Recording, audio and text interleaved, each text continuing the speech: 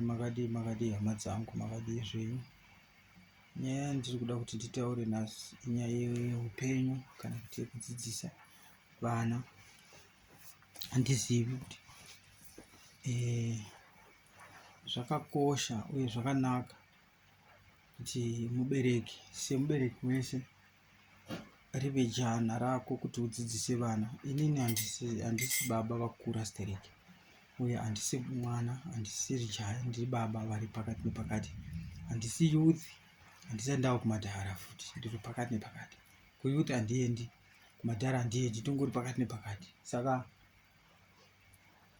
ndiri kuda kutaura nyaya imwe kuti I know kuti kumashure kwandakabva nekuda kwekushaya dzidziso iyi zvakanga zvakaoma sei.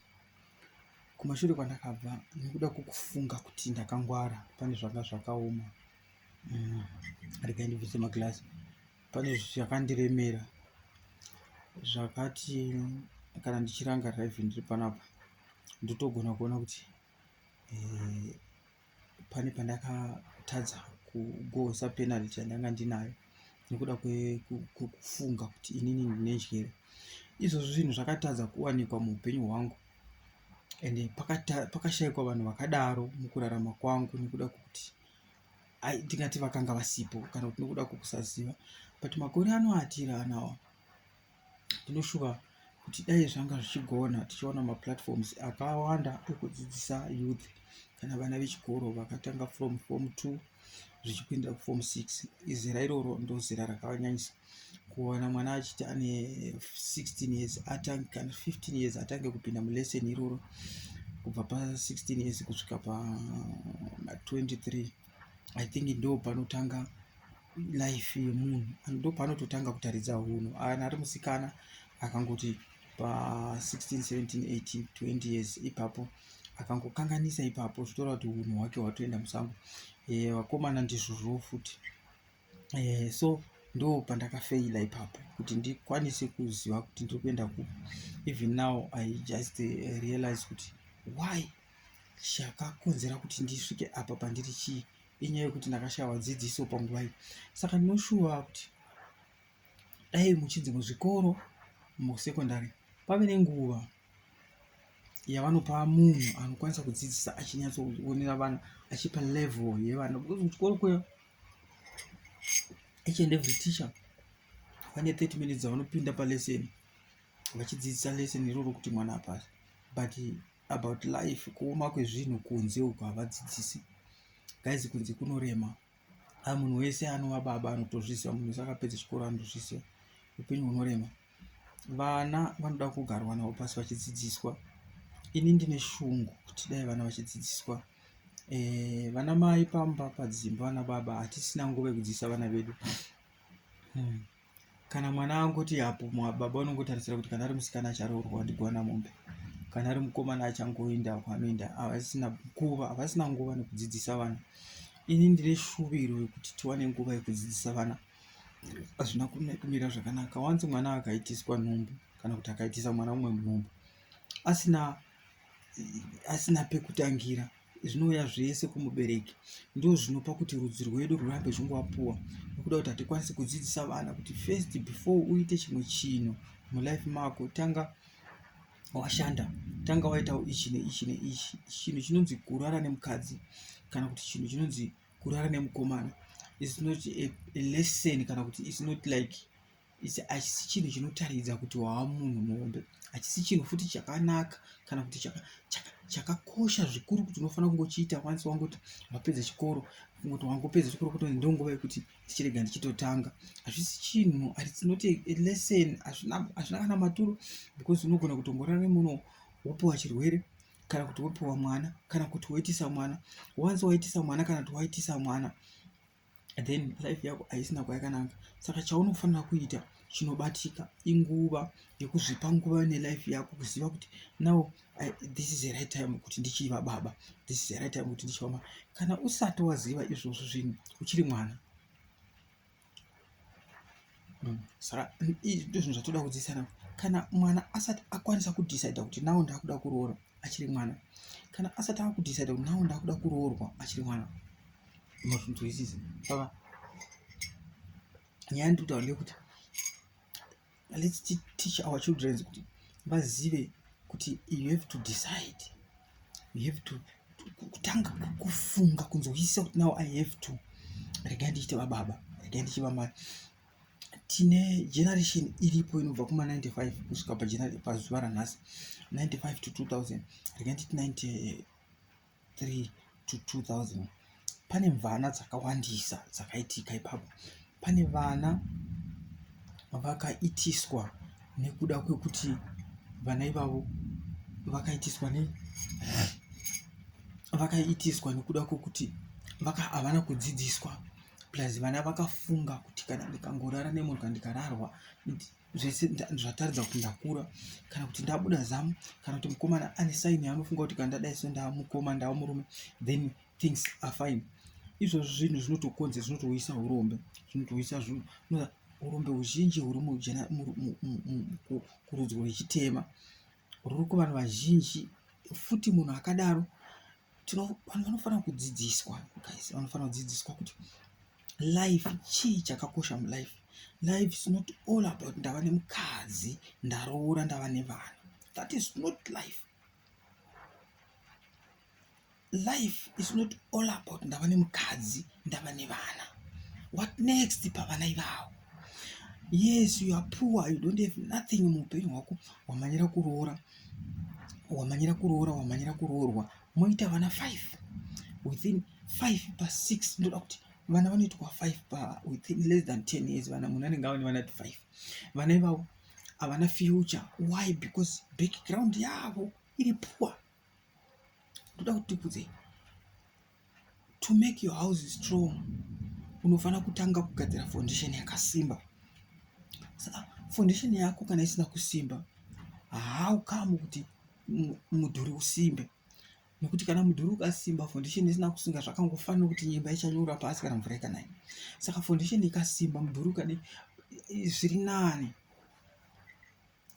Vakazotadza vana, but iwe watraya pasi apo. Baba hamuna chino, baba hamuna chino, baba maoko chamunacho ifoni, chamunacho vana 5 nemukadzi, hamuna chino. Ngatidzidzisei vana vedu kuti kunonzi kuroora is not about baba vane mombe. It's not all about kumba kwedu tiri rich. Iti I am rich then I have to. Kana wava rich iwe ndopotanga kuenda mberi nelife yako.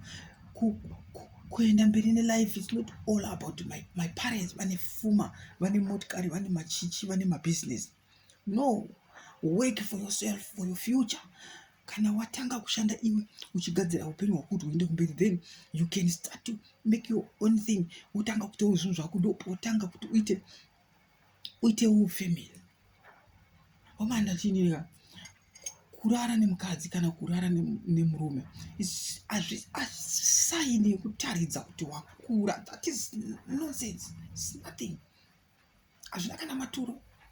Yes, you can do, but just think guys. Usangoti nekuti ndakura, nekuti bhudhi vane mukadzi, nekuti sisi varoorwa, nekuti munin'inaro.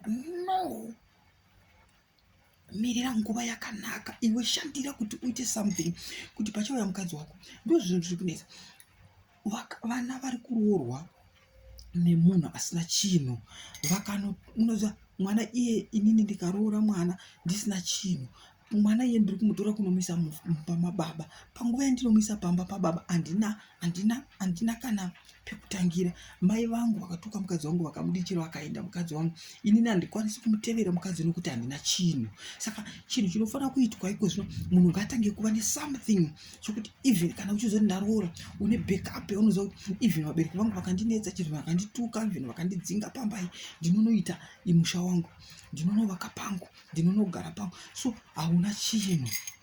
You are form 3 pregnant. Baba muri matoita mwana pregnant, atova nemimba, muri form 3.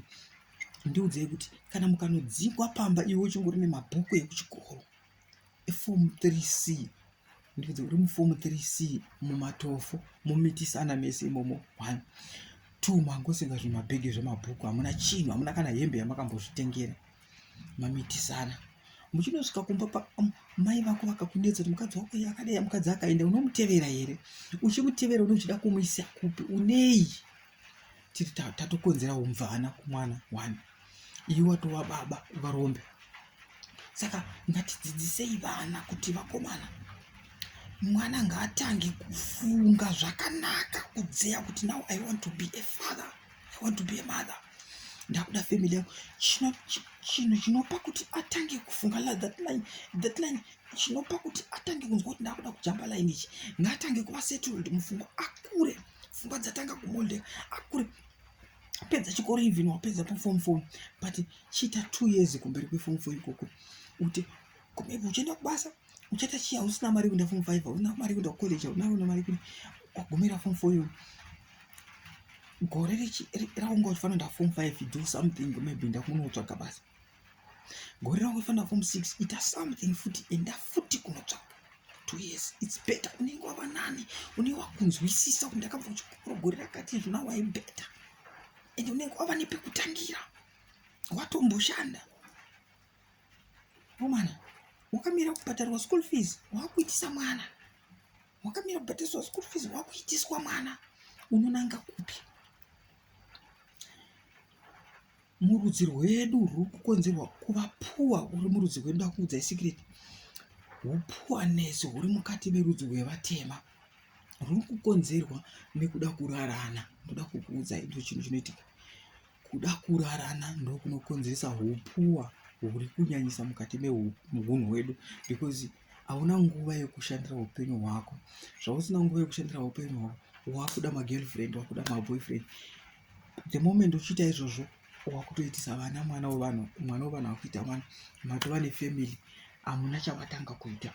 Ndiudzei kuti unozonotanga riini kunoshandira life yenyu muri 2, nekuti matova busy kusapota vana. Saka hupuwa huri muvanhu vevatema hunovakwa panguva yatinenge tichida kuziva kuti ndava mukomana, regai ndimboona kuti musikana, kuti regai zvinouraya hunhu hwedu. Saka ane mwana mukomana, ane mwana musikana, mai kana makagara nevana, dzidzisai vana kuti kurara nemukomana is nothing, hachisi chinhu chinogona kukugadzirira upenyu. Baba kana makagara nemwana mukomana, mudzidzisei kuti kurara nemusikana is nothing, hachisi chinhu chinogadzira upenyu hwako. Tanga kugadzira upenyu hwako uzotsvaga kunorara nemukomana nemusikana. Tanga kugadzira upenyu hwako uzotanga unogadzira kurara nemukomana. Vakadzi vanogara vachingoripuwa nekuda kuti once aitiswa mwana haachisina kwekunanga, asina kosi yachaita, akuzichigara pano ndinde kunoshandira vana, then zvinomufosa kuti atobva atoonyana pfungwa, haachisina kwekunanga. Murume once ava nevana, zvotokonzera kuti maziso ave kuvana, haachisina kana pfungwa nekuita future, ava nepfungwa dzekuvana.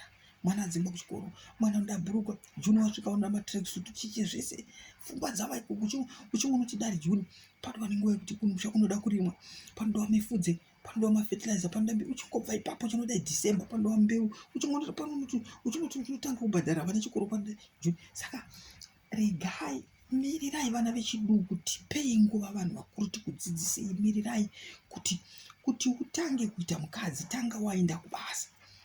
Woita 2-3 years uri kubasa, uchitenga icho neisho, tengawo bhurugwa rako, wotozoroora. Kwete kungoti nhasi uchingomuka wotoita mukadzi. No, tichagara tichibata nyaya iyi, please, thank you, muve nezuva rakanaka.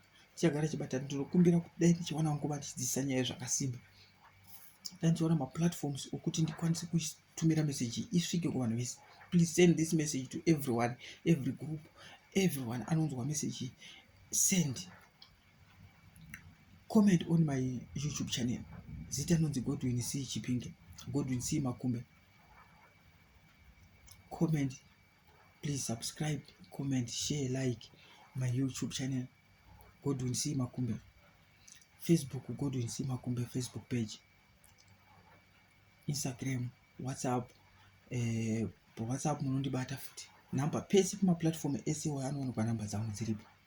Hapana pasina. Ngatikurukire nyaya tidzidzise vechiduku. Vakwanise kugadzira generation iri nani. ngaarasike mwana akambodzidziswa kuti agozoti ini ndakashawa dzidziso kusvika ndiri panapa ndine urombe wana rakashawa dzidziso handakuiwana noti kuti ndandakaoma musoro ndakaishayiwa dzidziso ndakashawa munhu unodzidzisa. Takakura nevabereki vaitongoti uchibva kuchikoro enda kumombe, uchibva kumombe uyavharire mombe endai munovata, uchibva kuchikoro endai kumombe kuchikoro uchitoenda kuchikoro waitanga wamuka unosakura line 1 rechibago usakura ubva pano unosvika kokupedzisira pamwe zvinenge zvakambokondrola mbichana zvaive nani. Iko zvino kumitisana kwawandisa kumitiswa kwawandisa nekuda kwokuti havachatombomuki vachiita munhu anomuka endai kuchikoro vodzoka kuchikoro vogara verengai mumba vachiverenga haasi kuverenga mwana ari busy neWhatsApp kuti utore 4 words vari kuita maonline lesson. Saka life yakaoma please. Alright, tichagara tichitaura. Comment on my YouTube channel, on my Facebook page, Godwin C Makumbe, Godwin C Makumbe, Godwin C Makumbe, Godwin C Makumbe. My number is 0609 45 9345. My number, I can repeat it again, 0609 459345. I can repeat it again, 0609 459 345. Munondowana pa WhatsApp, munondowana pa kufona, Instagram, Facebook page, YouTube channel. Please comment, like, subscribe, and you can share this video to each and every group of vadzidzi. Ndatenda hangu sitanodzi baba njoli munhu wana akangwara chete kumberengwa, hakuna mumwe munhu akangwara seni kumberengwa, never.